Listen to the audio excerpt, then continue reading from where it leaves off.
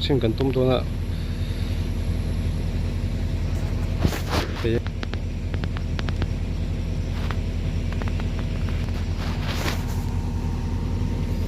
Hey, chậu phi đủ thành trụ cái này nè chủ lắm bằng là cũng nuông chuông bốc xíu lên trong tele mà lên để tôi nên cũng nuông chuông bốc xíu đó lòng lại sẽ hết cần nghe nghe cần là ngày bốc xíu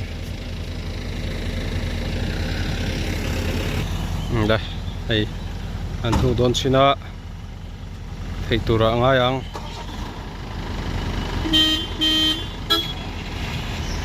rất thấy là chân tiền hay nào tọa là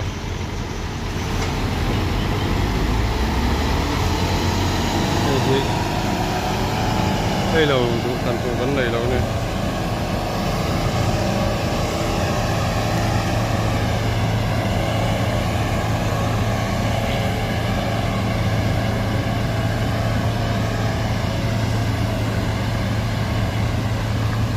motor cái là khá xe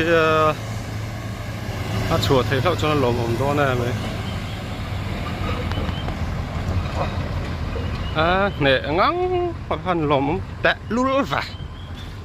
dark sompat nghĩ rất tàn tổn nữa chuột thấy lâu vậy driver mới giàu lâu thì lâu bọc này